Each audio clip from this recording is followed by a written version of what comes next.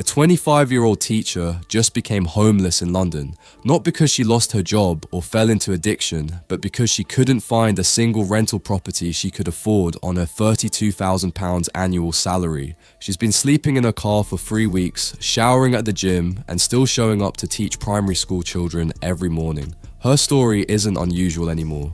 It's the new normal for an entire generation of young Londoners who are being systematically priced out of their own city. But this isn't just market forces at work, it's a carefully orchestrated system that's designed to extract maximum profit from housing while leaving young people with nowhere to live. The numbers are so shocking that even housing charities are calling it institutionalized homelessness. And the people running this system are getting obscenely rich while an entire generation sleeps rough, sofa surfs, and gives up on ever having a place to call home. Here's how the scam works, and it's so simple that most people don't even realize they're being systematically robbed. Young professionals in London earn between £25,000 and £40,000 per year. After tax, that's roughly £2,000 to £3,000 per month. Housing experts recommend spending no more than 30% of income on rent.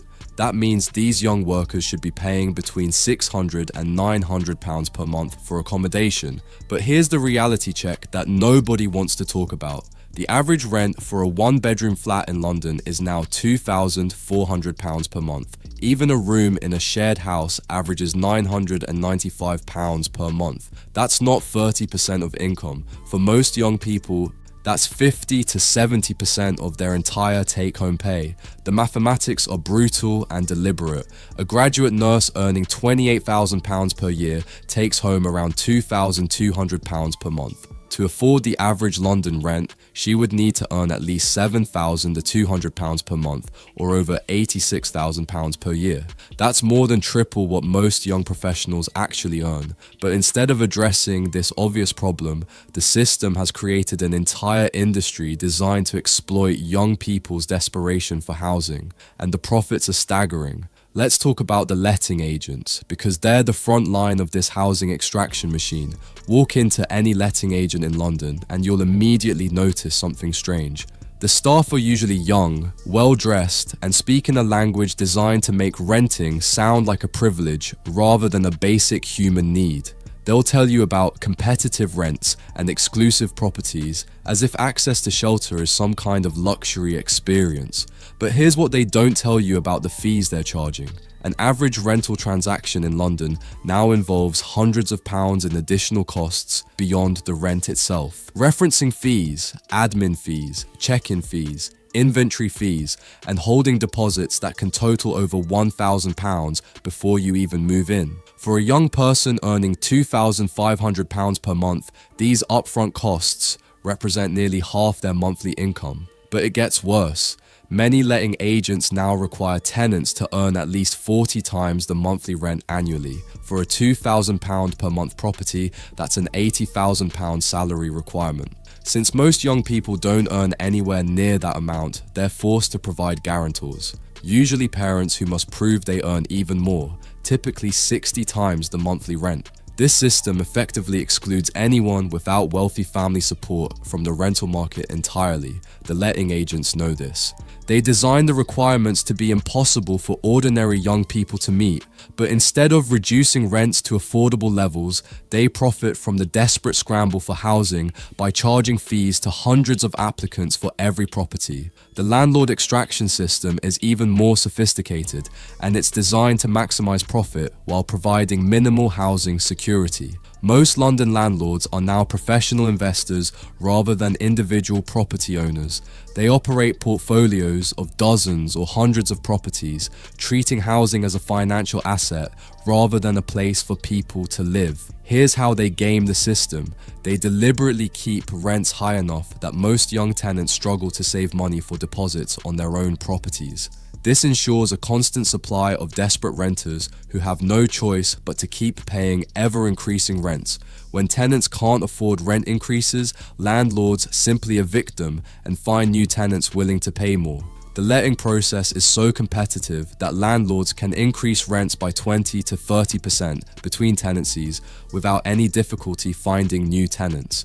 But the real extraction happens through what the industry calls rent optimization. Landlords use algorithms and market data to determine the maximum rent they can charge for each property. They're not trying to cover their costs plus a reasonable profit. They're trying to extract the absolute maximum amount that desperate tenants can possibly pay. The result is that young people are paying 70 or 80% of their income just for basic accommodation, leaving virtually nothing for savings, education, or any kind of financial security. Meanwhile, landlord profits have increased by over 40% in the last 3 years alone. They're literally getting rich by impoverishing an entire generation. The financial services industry has created an entire ecosystem designed to profit from young people's housing desperation, and it's perhaps the most cynical part of this whole system. Since most young people can't afford deposits and upfront costs for rentals, a new industry has emerged to provide loans for housing expenses.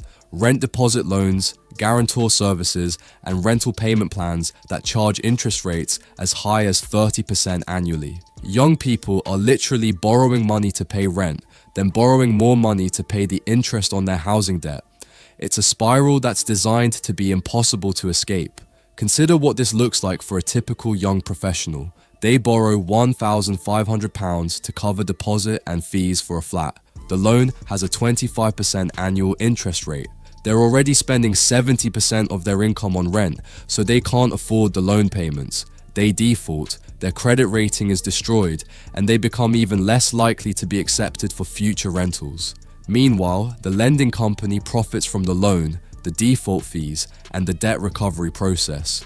Some companies are now offering rent-to-own schemes specifically targeted at young people. These involve paying above-market rents for several years with the promise that part of the payment goes toward eventually owning the property. But the terms are designed to ensure that most participants never actually achieve ownership. They pay premium rents for years, then lose everything when they can't maintain the payments or meet complex qualification requirements. The companies keep all the extra payments and rent the property to the next desperate young person. The co-living industry represents the most extreme example of how housing desperation is being monetized, and it's spreading across London like a virus. Co-living companies have taken the basic concept of shared housing and turned it into a profit extraction machine that would make payday lenders blush. Here's how it works. Companies lease large properties, then subdivide them into the smallest possible living spaces. What used to be a 4-bedroom house becomes 8 or 10 separate rental units. Each unit is essentially a bedroom with basic furniture and shared access to kitchen and bathroom facilities. But instead of charging reasonable rates for shared accommodation, co-living companies charge premium prices by marketing the experience as community living and flexible lifestyle solutions. A single room in a co-living space now costs between £1,200 and £1,800 per month. That's more than what a 1-bedroom flat cost 5 years ago. For this price, young people get a furnished room, shared kitchen access, and what companies call community programming. But the reality is overcrowded houses with minimal privacy, constantly rotating roommates, and living conditions that would have been considered unacceptable just a decade ago.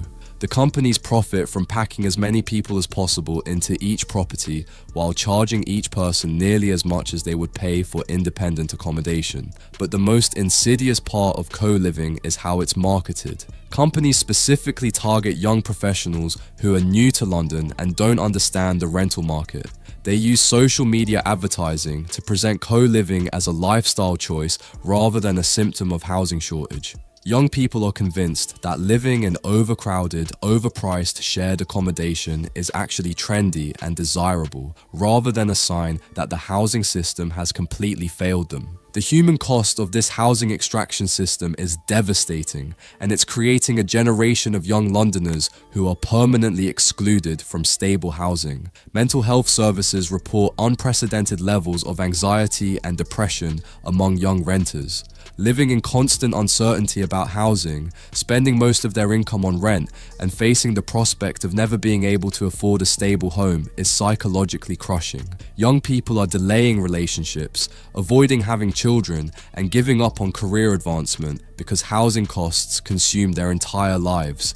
The ripple effects are profound. London is losing teachers, nurses, firefighters, and other essential workers because they simply can't afford to live where they work. Schools are struggling to maintain staffing levels. Hospitals are experiencing nurse shortages. Fire stations can't recruit adequate personnel. The city's basic infrastructure is beginning to break down because the people who make it function can't afford to live there. But perhaps the most tragic aspect is how the housing crisis is fracturing families and communities. Young people can't afford to live near their parents or childhood friends. They're forced to move constantly as rents increase or properties are sold. There's no sense of community or belonging because housing is temporary and precarious, and many are simply giving up on London entirely, which means the city is losing an entire generation of talent and energy. Here's what makes this situation particularly enraging. The housing shortage that enables this extraction system is largely artificial. London has over 38,000 properties sitting empty long term. That's enough housing for roughly 100,000 people, but these properties are more valuable to their owners as investments than as homes for people to live in. Many are owned by overseas investors who treat London property like stock market investments. They buy properties not to rent them out, but to benefit from capital appreciation. Meanwhile, planning restrictions prevent the construction of affordable housing that young people could actually afford. Local councils block development projects that might reduce property values in expensive areas. And government policies actively encourage property speculation while doing virtually nothing to ensure that young people have access to affordable housing. The result is a system where housing exists primarily to generate profits for property owners rather than to provide homes for people who need them. And young people are the ones paying the price, both financially and socially, for this completely backwards approach to housing policy. The solution exists, but it requires acknowledging that the current system is designed to fail young people, not to house them. Other cities have implemented rent controls that prevent landlords from charging whatever the market will bear. They've built social housing specifically for key workers and young professionals. They've taxed empty properties to force them back into use. And they've restricted foreign property investment that treats housing as a commodity rather than a human necessity. But in London, the political will doesn't exist to challenge the housing extraction industry because too many people profit from the current system. Property owners, letting agents, financial services companies, and even local councils benefit from high property values and expensive rents.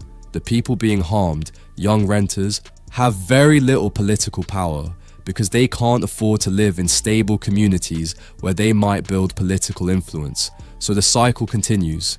Each year, more young people become homeless or are forced to leave London entirely. Each year, the housing extraction industry becomes more sophisticated and profitable. And each year, London becomes less of a city for ordinary people and more of a luxury commodity for the wealthy. The teacher sleeping in her car isn't the victim of market forces. She's the victim of a deliberately designed system that prioritizes profit over people. And until that system changes, her story will become increasingly common for an entire generation of young Londoners.